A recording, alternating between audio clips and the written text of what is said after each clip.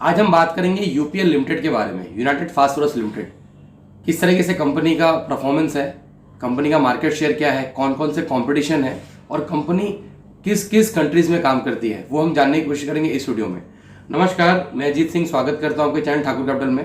अगर हम लोग यूपीएल की बात करें तो 2 जनवरी 1985 को कंपनी स्टैब्लिश हुई थी, इनकॉर्पोरेट हुई थी इंडिया में। विश्वनाथ कमर्शियल लिमिटेड करके पहली कंपनी का नाम था, फिर धीरे धीरे चेंज होते होते आज UPL United phosphorus limited company का नाम है। हम डिटेल में बात करेंगे कंपनी के बिजनेस परफॉर्मेंस के बारे में और कंपनी किस सेक्टर में काम करती है। अगर आज बात करें तो कंपनी एग्रोकेमिकल की एक कंपनी है, स्पेशलाइज केमिकल में भी काम करती है, मगर उतना ज़्यादा जो मार्केट शेयर है वो 95% का जो रेवेन्यू है कंपनी को एग्रोकेमिकल बिजनेस से ही आता है और माइनर 4.63% का जो रेवेन्यू है वो अदर बिजनेस से आता है। अगर हम बात करें अभी के टाइम में, टोटल जो कंपनी का नेटवर्थ है वो इंडिया में है, यूरोप में है, लैटिन अमेरिका, नॉर्थ अमेरिका और रेस्ट ऑफ द वर्ल्ड।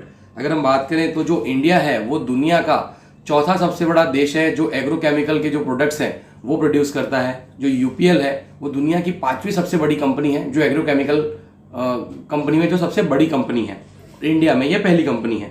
हम बात करें तो जो यूपीएल का जो टोटल रीच है आज के दिन वो 138 कंट्रीज में उसके प्रोडक्ट जाते हैं। अगर हम देखें तो 209 देशों में वर्ल्ड वाइड अगर 138 कंट्रीज में जाते हैं तो बहुत बड़ा अचीवमेंट है इंडिया के हिसाब से। एक ऐसी कंपनी है जो वर्ल्ड वाइड काम करती है अपने एग्रोकेमिकल बिजनेस को लेके। हम बात करें तो 1283 प्रोडक्ट, मतलब मोर देन 1500 प्रोडक्ट्स हैं जो यूपीएल के बास्केट में है, जो यूपीएल सेल आउट करती है, जिसमें से 1266 प्रोडक्ट पैटर्न है यूपीएल के नाम पे। यूपीएल ने पैटर्न करा रखे हैं कि किसी और कोई और वो प्रोडक्ट अगर बना भी ले तो वो पैटर्न नहीं करा सकता और यूपीएल ही बेचेगा। अगर हम बात करें तो 80% का जो रेवेन्यू है कंपनी का वो कंपनी के ब्रांड प्रोडक्ट से आता है। जो कंपनी ने ब्रांड बनाया है इतने सालों में उस प्रोडक्ट से आता है। तो हम लोग एग्जाम्पल समझ सकते हैं कि अगर ब्रांड प्रोडक्ट से आता है तो वो कंज्यूमर कहीं जाने वाले नहीं है, वो उसी ब्रांड का ही प्रोडक्ट लेंगे। तो जो कंज्यूमर है स्टेबल कंज्यूमर है, ऐसा नहीं कि कोई अगर प्राइस डिस्काउंट देगा तो कंज्यूमर कहीं से और जाके ले ले। तो 80% का जो रेवेन्यू है कंपनी को अपने ब्रांडेड प्रोडक्ट से आता है। बात करें अभी तो 10,000 प्लस 10,500 प्लस एम्प्लॉई है कंपनी में, जिसमें 14% एम्प्लॉई वुमेन्स हैं। टोटल जो कंपनी की मैन्युफैक्चरिंग है वो 44 कंट्रीज में 44 मैन्युफैक्चरिंग यूनिट्स है। अगर हम देखें तो नॉर्थ अमेरिका में कंपनी का जो प्रोडक्ट है वो 211 प्रोडक्ट नॉर्थ अमेरिका में कंपनी सेल आउट करती है। लैटिन अमेरिका में 516 प्रोडक्ट, यूरोप में 459 प्रोडक्ट्स और रेस्ट ऑफ वर्ल्ड में 1088 प्रोडक्ट्स कंपनी सेल आउट करती है। हम बात करें कि टोटल जो 44 मैन्युफैक्चरिंग यूनिट्स है वो कहाँ कहाँ पे हैं। अगर हम नॉर्थ अमेरिका की बात करें तो नॉर्थ अमेरिका में 23 कंट्रीज हैं। अगर हम बात करें लैटिन अमेरिका तो लैटिन अमेरिका में 33 कंट्रीज हैं और यूरोप में भी काफ़ी कंट्रीज हैं जैसे कि हमें पता है। इंडिया की अगर बात करें तो इंडिया में कंपनी का 15 मैन्युफैक्चरिंग यूनिट है और जो इंडिया का यहाँ पे ग्रोथ है एग्रोकेमिकल का वो 11% से बढ़ रहा है। लैटिन अमेरिका की बात करें तो लैटिन अमेरिका में 6 मैन्युफैक्चरिंग यूनिट है यूपीएल के, जिसमें 24% का ग्रोथ है लैटिन अमेरिका में। यूरोप की बात करें तो 11 वहाँ पे मैन्युफैक्चरिंग यूनिट है और -7% का ग्रोथ रहा है यूरोप में। यूरोप एक डेवलप कंट्री है। नॉर्थ अमेरिका की अगर हम लोग बात करें तो 4 मैन्युफैक्चरिंग यूनिट्स हैं और 13% के हिसाब से वहाँ पे उनका बिजनेस ग्रो हो रहा है। अगर रेस्ट ऑफ वर्ल्ड की बात करें तो 8 मैन्युफैक्चरिंग यूनिट्स है और वहाँ पे 12% के हिसाब से कंपनी का जो बिजनेस है वो ग्रो हो रहा है। अगर हम वर्ल्ड वाइड बात करें तो वर्ल्ड में जितनी भी 20 ऐसी कंपनीज हैं, सबसे बड़ी कंपनीज जो एग्रोकेमिकल को पूरा मैनेज करती हैं, उसमें से अगर हम बात करें तो 4 कंपनी का 57% का मार्केट शेयर है। मतलब 57% उस 4 कंपनी ही 57% का मार्केट शेयर है जो 57% माल बेचती हैं अपना। हम बात करें तो 10 ऐसी कंपनी है जो 90% का मार्केट शेयर कंट्रीब्यूट करती हैं। अगर वर्ल्ड की 5वीं सबसे बड़ी कंपनी अगर यूपीएल है तो यूपीएल का भी वर्ल्ड वाइड मार्केट शेयर बहुत ही ज़्यादा है। हम वर्ल्ड वाइड इसीलिए बात कर रहे हैं क्योंकि जो यूपीएल का बिजनेस है वो चाइना में भी है, जैसे कि यूपीएल शंघाई लिमिटेड करके 95,000 करोड़ में यूपीएल ने भी एक्वायर किया था कंपनी को चाइना में। तो चाइना में भी है, अमेरिका में भी है, ब्राज़ील में भी है, इंडिया में भी है। हम अगर ये तो हो गई बात यूपीएल की। अभी यूपीएल ने अरिस्टा लाइफ साइंस इस कंपनी को भी एक्वायर किया था तकरीबन 3,000 करोड़ में 2008 में। पूरा कैश डील था, पूरा मतलब पूरे कैश में कंपनी को खरीदा था। वर्ल्ड वाइड जैसे कि हमने कहा 20 कंट्री है जो 90% का मार्केट शेयर रखती हैं। अगर अभी हम बात करें कि किस तरीके से बिजनेस, ये तो हम लोगों ने समझा business model. United phosphorus limited most of red phosphorus, white phosphorus most of बनाती है। अगर हम बात करें तो बहुत बड़ा बास्केट है यूपीएल का। यूपीएल जैसे जैसे प्रोडक्ट बनाती है, अगर 1500 प्रोडक्ट बोले, और continue company research and development में भी खर्चा करती रहती है, क्योंकि रिसर्च एंड डेवलपमेंट करेंगे तो वो आगे आने वाले टाइम में अच्छी तरह से काम कर सकते हैं। और यहाँ पर रिसर्च एंड डेवलपमेंट में जो प्रोडक्ट को बहुत टाइम लगता है, क्योंकि अगर आप देखें तो 8 से 9 साल किसी प्रोडक्ट को प्रॉपरली देखने में चला जाता है। क्योंकि अगर हम देखें रबी और खरीफ की जो फसल होती है वो 6-6 महीने की होती है। अगर 6-6 महीने में अगर वो अपने प्रोडक्ट को प्रॉपरली, अगर अपने जो भी रिसर्च उन्होंने किया है केमिकल को, अगर वो यूज़ करें तो उनको उसका रिजल्ट समझने में, अगर कुछ गड़बड़ हो रहा है फसल में, कुछ हो रहा है, वो 6 से 7 साल 8 साल चले जाते हैं। तो अगर रिसर्च एंड डेवलपमेंट में, वैसे रिसर्च एंड डेवलपमेंट में यूपीएल बहुत बहुत एक्सपेंस करती है। अभी ये तो बात हो गई, हमने पूरी बात की यूपीएल की, कि यूपीएल का जो नेटवर्क है वो कितना बड़ा है। वैसे मैंने हमने कहा कि 138 कंट्रीज में कंपनी अपने प्रोडक्ट को सप्लाई करती है, और north America, Latin America, Europe, rest of world, India और चाइना, हर जगह कंपनी अपना काम कर रही है। अभी हम लोग ये समझते हैं कि अमेरिका, यूरोप, यहाँ पे कंपनी क्यों काम करती है। अगर हम बात करें पूरे वर्ल्ड में जो फूड का सप्लाई है वो टोटल 4 कंट्रीज ही सबसे ज़्यादा प्रोड्यूस करती हैं। वो है अमेरिका, चाइना, ब्राज़ील और इंडिया।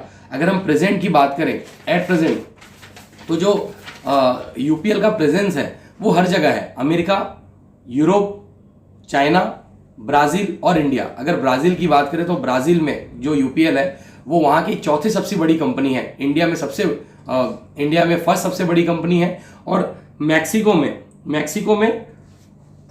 में सबसे बड़ी कंपनी है यूपीएल। तो हम लोग ये देख सकते हैं कि यूपीएल जहाँ जहाँ पे अपने काम कर रही है, वो वहाँ पे एक जो हब है, जो प्रोड्यूस करता है, जो इक्विपमेंट प्रोड्यूस करता है, वहाँ पे कंपनी काम कर रही है। अगर हम लोग चाइना की बात करें और अगर हम लोग अमेरिका की बात करें, तो अमेरिका में per hectare 4.5 kg pesticide use होते हैं। इंडिया में अगर हम बात करें तो वो है 0.58, मतलब एक हेक्टर के अंदर 0.58 kg ही यूज होता है। जापान की अगर बात करें तो जापान में 11 kg तक एक हेक्टर में यूज होता है, मतलब वहाँ पे पेस्टिसाइड और जो एग्रोकेमिकल के प्रोडक्ट हैं। और इंडिया में जो कंजम्पशन है वो बहुत ही कम है। तो आने वाले टाइम में ऐसा लगता है कि ये कंजम्पशन बढ़ेगा इंडिया में भी। अगर हम लोग पॉपुलेशन की बात करें तो वर्ल्ड का जो पॉपुलेशन है 1.1% के हिसाब से बढ़ रहा है। हम लोग पॉपुलेशन की क्यों बात कर रहे हैं, क्योंकि अगर पॉपुलेशन बढ़ेगी तो उनके लिए फूड की सप्लाई भी बढ़नी चाहिए। इंडिया का अगर हम लोग एग्रीकल्चर ग्रोथ की बात करें तो 3.3% के हिसाब से प्रॉपरली ग्रो हो रहा है। जो एग्रीकल्चर है 3% के हिसाब से ग्रो हो रहा है, तो मतलब जो फूड का जो सप्लाई है वो 3% के हिसाब से गेन हो रहा है। फाइनेंशियल स्टेटमेंट में हम लोग समझने की कोशिश करेंगे कि यूपीएल का किस तरीके से है, और उसके बाद हम लोग टेक्निकल चार्ट्स की हेल्प से यूपीएल के ट्रेंड को जानने की कोशिश करेंगे। आइए देखते हैं यूपीएल की जानने की। तो स्क्रीनर के हम लोग साइड पे देख सकते हैं कि जो पी रेशियो है वो भी 10 का है। मार्केट कैप है जो 33,236 करोड़ का है। बुक वैल्यू है 249 की। रिटर्न ऑन इक्विटी 16.9 का। रिटर्न ऑन कैपिटल एम्प्लॉयड 10.8 का है। प्रमोटर होल्डिंग है 27.9% की है। जो सेल्स ग्रोथ है बहुत बेहतरीन है 26.2 का।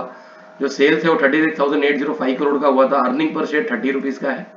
प्राइस टू अर्निंग रेशियो 10.5 का है, हम लोग ने ऊपर देखा। डेटर्स डे 121 डेज का नॉर्मल ये लोगों को क्रेडिट देते हैं। पे रेशियो 0.061% का है, ठीक है। बुक वैल्यू 249 की है। जो डेप्ट टू इक्विटी है वो डेप्ट टू इक्विटी 1:1 एक माना जाता है फाइनेंस में कि ठीक है, तो 1:7 का है, तो इट्स वेरी गुड, मतलब इट्स वेरी ठीक है, मतलब बहुत ज्यादा अच्छा नहीं कहेंगे। डेप्ट अगर बोले तो कंपनी में डेप्ट आप देख सकते हैं 32,364 करोड़ का है। इंडस्ट्री जो पी है 22.9 का है, और जो स्टॉक का पी है 10.5 का है। तो एक अभी बाय कर सकते हैं, एक ऐसा देख सकते हैं कि कम पी पे मिल रहा है। और हम लोग देख सकते हैं कंपनी का जो एक्सपेक्टेशन इज गुड, क्वार्टर का बहुत अच्छा रहा। कंपनी के हम लोग बाकी भी देख सकते हैं कंपोनेंट की कौन कौन से कंपनी के कौन कौन से इसमें कॉम्पिटिटर है, आप देख सकते हैं। पीआई इंडस्ट्री अगर हम देखें इस तरीके से, तो सबसे ज्यादा जो सेल है वो यूपीएल का ही है। तो यूपीएल का मार्केट शेयर जो सबसे ज्यादा है एग्रोकेमिकल के बिजनेस में, अगर हम बात करें यहाँ पे हम लोग कंपेयर कर सकते हैं। अगर सबके सेल्स को अगर हम लोग प्लस कर देते हैं तब भी यूपीएल तक वो नहीं पहुंचते। तो मोर देन 70% 80% मार्केट शेयर अकेले यूपीएल ने यहाँ पे लिया हुआ है। सेल्स की अगर हम लोग बात करें तो ये क्वार्टर टू क्वार्टर है। हम लोग नीचे जाके देख सकते हैं कि ईयर वाइज कैसे हुआ है, 2009 में कितना था और आज कितना है। आप देख सकते हैं कि जो ग्रोथ रेट है वो बहुत ही बेहतरीन है। जो सेल्स का ग्रोथ है 64% हुआ है यहाँ पे। एक्सपेंस भी बड़े हैं, एक्सपेंस का भी ग्रोथ काफ़ी ज़्यादा है। ऑपरेटिंग इनकम, अगर हम लोग बात करें नेट प्रॉफिट की, तो 2009 में जो 456 करोड़ था, आज वो 17,776 करोड़ है। और अभी एक्सपेक्टेशन जो है उसमें जो चल रहा है वो 32 करोड़ का है, 23,032 करोड़ का है। ईयर का हम लोग ग्रोथ देख सकते हैं किस तरीके से हुआ है। जो शेयर कैपिटल है वो कितना है, शेयर कैपिटल भी बढ़ाया हुआ है 2009 से लेके अभी तक 153 करोड़ में है ये। रिजर्व एंड सर्विस भी बड़े हैं कंपनी के। बोरोविंग भी कंटिन्यू बढ़ी है। एक ये चिंता का विषय है कि किस तरीके से कंपनी ने अपनी बोरोविंग को बढ़ाया है बहुत ही ज़्यादा। अगर आज हम लोग देखें तो 32,364 करोड़ का बोरोविंग है। कंपनी ने अपने 7,700 करोड़ के डेब्ट को अभी पेड किया था। हम देख सकते हैं return on equity, debtor days बहुत ही बेहतरीन तरीके से इन्होंने इंक्रीज किया है। मतलब अभी क्रेडिट कम दे रहे हैं, 121 डेज अभी है, पहले 195 था, 127 था, तो 121 डेज है। इन्वेंटरी टर्नओवर भी रेशो ठीक ठाक है। प्रमोटर्स की होल्डिंग हम लोग देख सकते हैं कि प्रमोटर्स ने होल्डिंग्स किस तरीके से, प्रमोटर की होल्डिंग है 27.84 था 2017 में, और अभी ये 27.88 है। बीच में कम ज़्यादा हुई है, उससे बहुत ज़्यादा फर्क नहीं पड़ा है। FIS ने अपनी होल्डिंग्स में होल्डिंग कम की है। पहले ये 40.57 था, अभी इस क्वार्टर में 37.16% है। लास्ट क्वार्टर में प्रमोटर्स ने FIS ने अपनी होल्डिंग्स कम की है, हम लोग ये देख सकते हैं।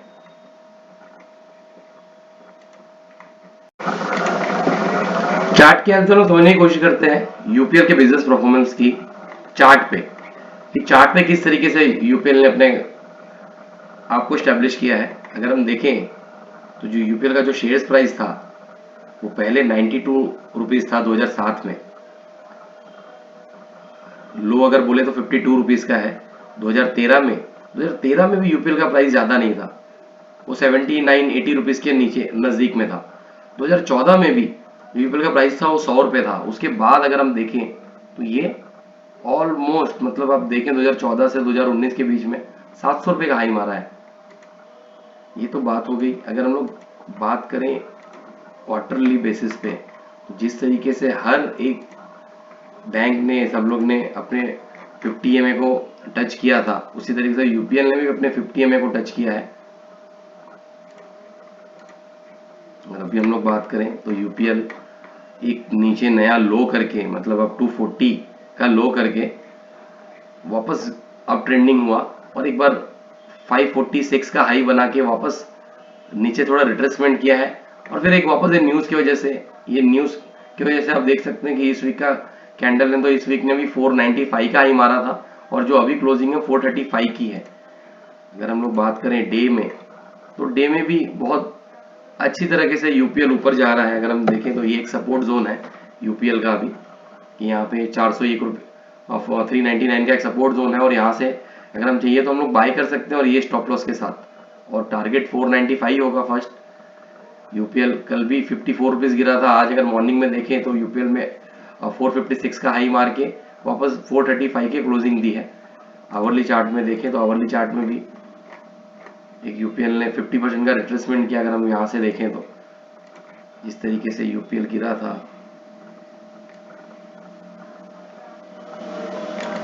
एक 50% बाउंस दिया उसने, और फिर वापस नीचे आ रहा है।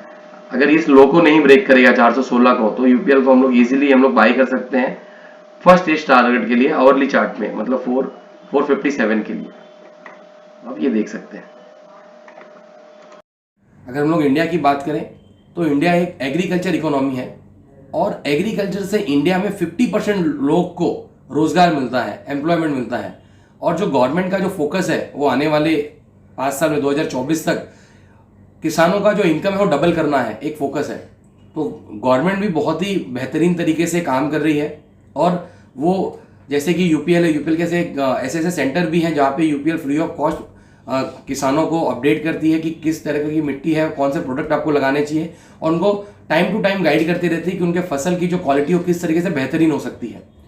तो बहुत बड़ा स्कोप है आने वाले आगे भी कि किस तरीके से कंपनी ग्रो करे और कैसे कैसे प्रोडक्ट दे। वैसे हमको प्राउड फील होना चाहिए कि एक हमारी कंपनी आज देखें तो जो 138 कंट्रीज में अपने फूड को सप्लाई कर रही है, अपने प्रोडक्ट को सप्लाई कर रही है, और मोस्ट ऑफ यूपीएल का कॉन्सेप्ट रहा है कि वो छोटी कंपनी को बाई कर लेती हैं और वहाँ पे एक्वायर करती हैं। जैसे कि लैटिन अमेरिका, यूरोप में हर जगह कंपनी ने इसी तरीके से अपनी स्ट्रेटेजी फॉलो की है।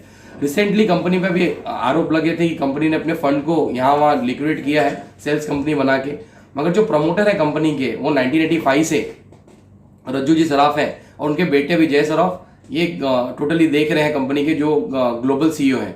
तो कंपनी का जो मैनेजमेंट है वो भी इतने सालों से बहुत ही क्लीन है, कभी कुछ आया नहीं है। अभी हम लोग देखेंगे कि आने वाले टाइम में इसमें क्या है, और कंपनी ने इसमें कहा भी था कि 2017-18 का ये मामला था और हम लोग ने उसकी ऑडिटिंग भी कराई है। अगर हम आपको थोड़ा सा भी स्टॉक मार्केट के बारे में अपडेट कर पा रहे हैं तो प्लीज़ हमारे चैनल को सब्सक्राइब करें, शेयर करें, कमेंट करें, जरूर सब्सक्राइब करें। धन्यवाद, नमस्कार।